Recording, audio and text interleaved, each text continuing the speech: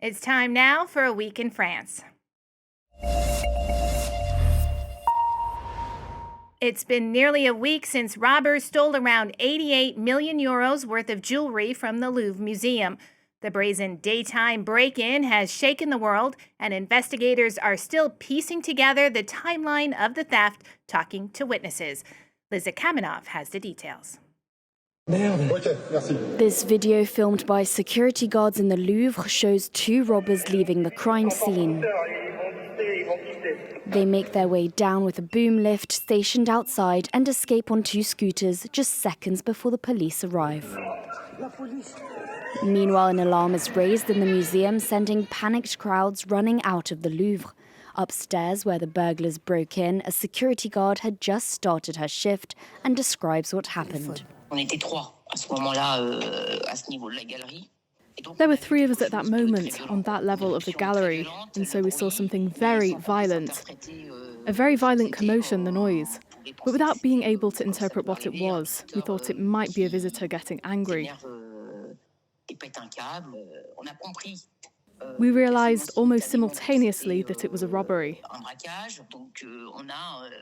So in a matter of seconds, we evacuated everyone from the gallery. And we closed all the connecting doors so that the intruders couldn't get into the other rooms. The robbery lasted less than 5 minutes. At 9:34 a.m., two men climbed to the first floor. At 9:35 a.m., they broke the glass, entered the gallery and attacked the display cases protecting the jewellery. This journalist was able to view the Louvre's surveillance camera footage. You can see on the CCTV footage that the glass case protecting the jewellery was solid. The burglars used an angle grinder, but then were looking for other tools too. And then one of them wearing a yellow vest managed to make a hole, but only after elbowing the glass very hard. 9:36 a.m., two security guards try to intervene. They approach the thieves but then back away, afraid that they might be armed. The criminals continue to attack the display cases. We see one of them reach in, grab the jewellery, put it into a bag, while the other one is having more trouble, literally shoulder charging the glass case like a rugbyman. At 9:38 a.m., the two thieves flee the gallery. The jewellery falls to the ground and they pick it up. The thief wearing the helmet literally dives headfirst out onto the boom lift. He doesn't even take the time to step over. He just swings himself over, so you can see he's in a hurry. 4 days after this robbery, the investigation continues, with the criminals still at large. Former French President Nicolas Sarkozy was accompanied by police officers as he started his prison sentence on Tuesday at Paris's La Santé jail. He's serving 5 years for conspiring to fund his election campaign with money from the late Libyan dictator Muammar Gaddafi. Sarkozy has lodged an appeal and continues to protest his innocence. He's become the first French ex-president to go to jail. A French court has sentenced an Algerian woman to life imprisonment without parole for the murder, rape, and torture of a Parisian schoolgirl in 2022. The case shocked the country, and it's the first time a woman has ever received this maximum sentence. Morgan Eyre has the details.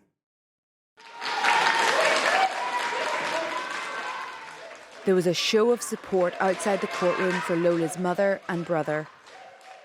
With the little girl's face drawn on their clothes, they expressed their relief. Thank you to the justice system. We are happy with the response we received. Even though it won't bring my Lola back, we believed we would get justice, and we got it. We got it. Thank you.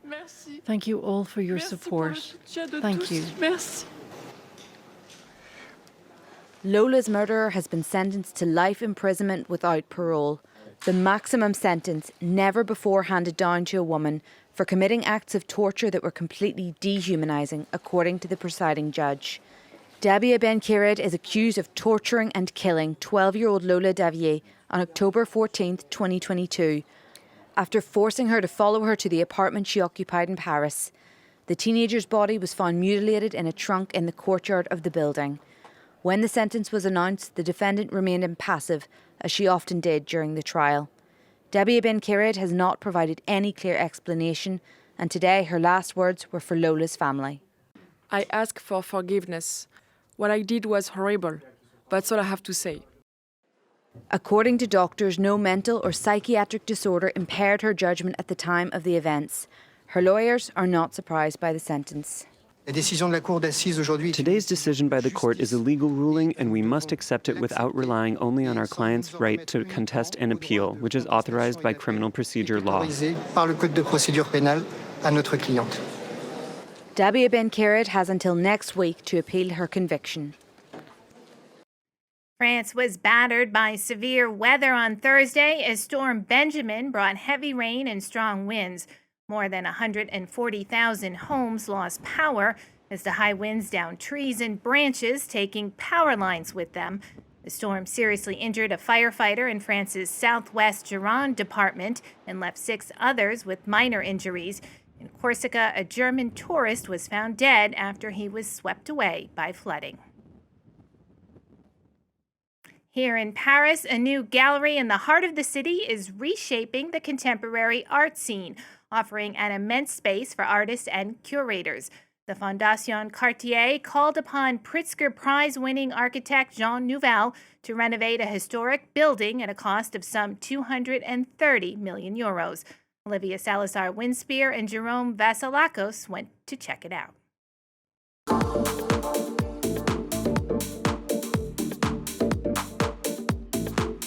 A showcase for contemporary art and a window onto one of Paris's grandest thoroughfares, the Rue de Rivoli. Here, just meters from the Louvre, the new Fondation Cartier building is a blend of old and new. A Haussmannian facade and state-of-the-art steel and glass interiors. There's 5 times more space than at its previous address, offering endless possibilities for artists and curators. Let's take a look inside.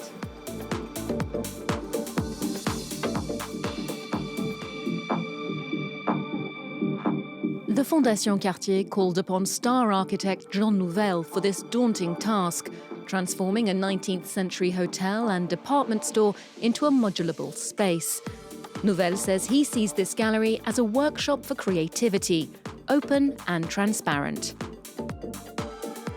The overall theme of the project is about bringing life to the place. It's about being open, alive, about that sense of movement.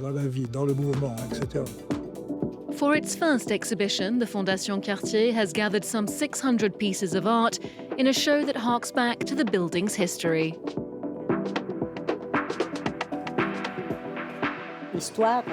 This building's construction dates back to 1855, and that history inspired us for the title, General Exhibition, which references the fact that department stores in Paris at that time were really novel in the way that they displayed objects, how they presented new trends.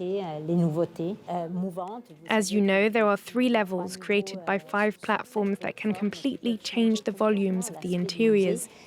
So that has opened up an extraordinary number of possibilities. The architectural potential is immense.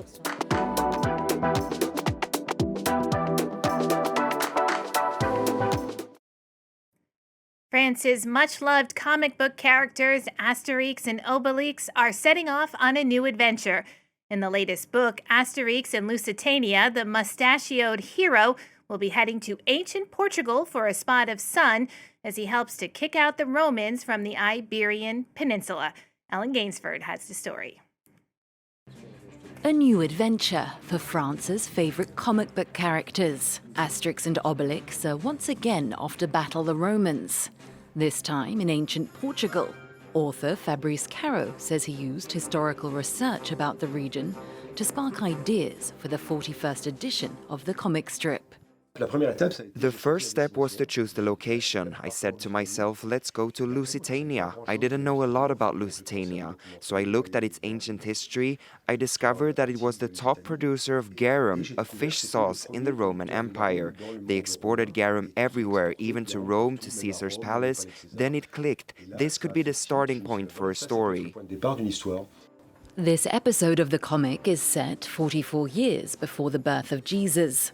Julius Caesar rules the Roman Empire, But one village in Gaul has held out against the Romans, thanks to plucky Astérix's superhuman strength.